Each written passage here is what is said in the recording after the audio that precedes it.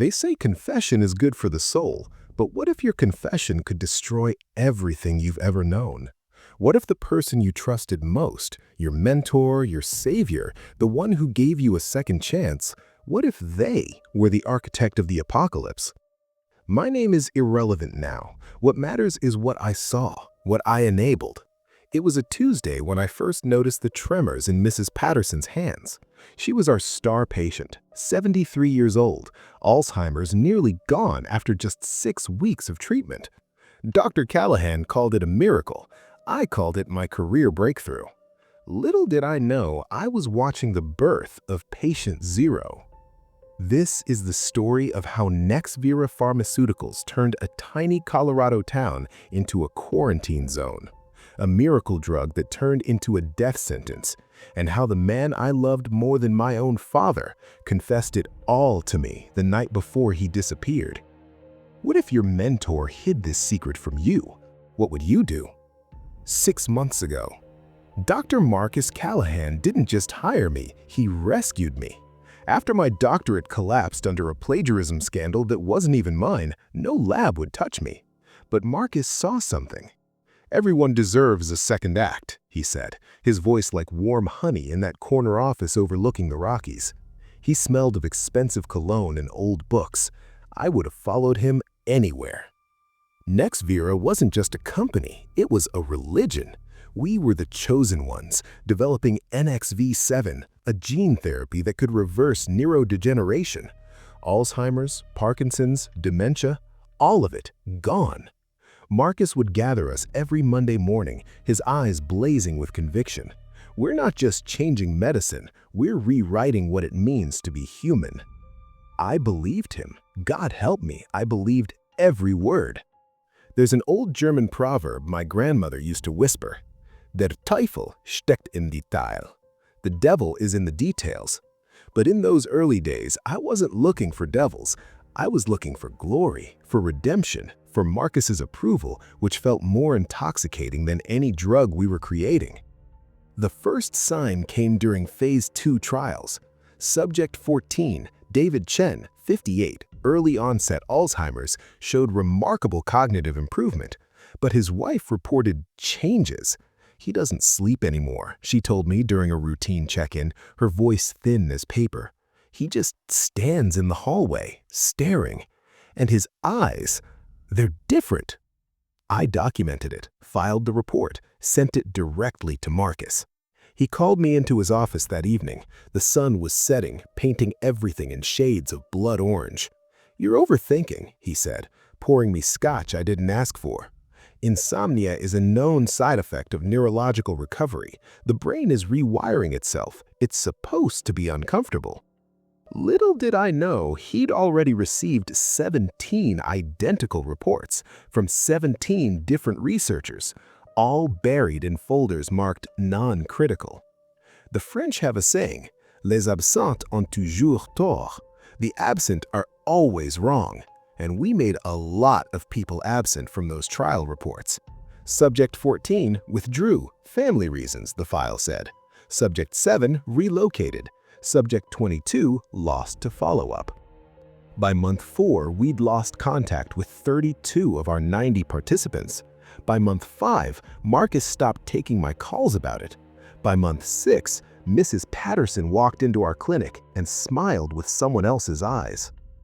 I'll never forget that smile. Too wide, too empty. Mrs. Patterson had always been gentle, a retired librarian who brought us cookies every Tuesday.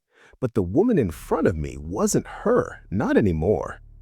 "How are you feeling, Mrs. Patterson?" I asked, keeping my voice steady. She tilted her head, slowly, like a bird examining prey. "Hungry," she whispered. Then she lunged. It took 4 orderlies to restrain her. She was 73 years old and moved like a predator. Her teeth, God, her teeth had left marks on the arm of Security Chief Rodriguez, deep marks. He laughed it off, called it a love bite. He stopped laughing 3 days later when he couldn't remember his daughter's name. I went to Marcus that night, demanded answers. His office smelled different, stale, desperate. The man who'd always been pristine looked like he hadn't slept in weeks. "We're pulling the plug," I said. "Whatever NXV7 is doing, it's not curing anything. It's changing people." Then he looked at me with eyes so tired they could have been ancient, and then he said the words that broke everything. "It's too late. The FDA approved us for phase 3, 5,000 participants across 3 towns. We started dosing them 2 weeks ago." I spent that night breaking into the server room. My hands shook so badly I could barely type, but what I found made everything clear. Falsified data, hundreds of pages, every adverse event recategorized, every withdrawal coded as voluntary, every warning sign buried under clinical jargon designed to obscure rather than illuminate, and at the bottom of every document, Marcus's signature. 3 towns: Silver Pine, Colorado, population 4,200; Green Valley, Montana, population 3,800; and Ashford, Oregon, population 6,100. 14,000 people, all receiving NXV7, all about to become something that medical science had no name for. I tried to call the FDA, the CDC, anyone who would listen, but Nexvira's lawyers were faster. By morning, I had a cease and desist order, an NDA lawsuit, and a very clear message: shut up or disappear. It started in Silver Pine, a flu outbreak they called it. Then Green Valley went dark, communications cut, roads blocked. By the time Ashford showed symptoms, the military had already surrounded all 3 towns. You didn't hear about it because they made sure you wouldn't. A gas leak, a chemical spill, a quarantine exercise. Pick your lie. They're all in the official reports. But I heard the screaming on the recordings leaked by a National Guard member who couldn't live with the secret. People who didn't sleep, didn't eat, didn't remember being human.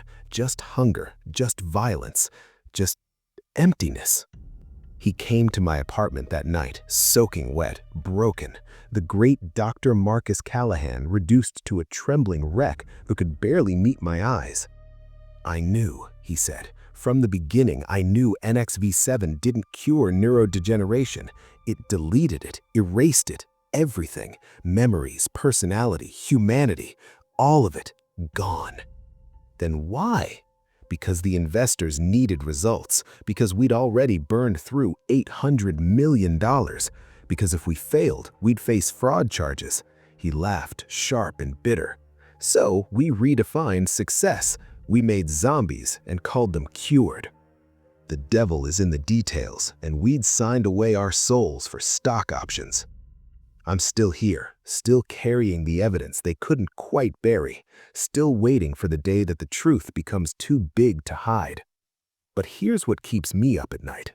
NXV7 wasn't the only drug in Nexvira's pipeline, and Nexvira wasn't the only company cutting corners.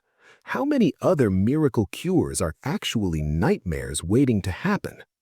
Last week, I received an email, no sender, just a subject line. Phase 4 begins next month. 70,000 participants. Will you help us this time? What would you do if you knew the truth could destroy you? Would you still tell it?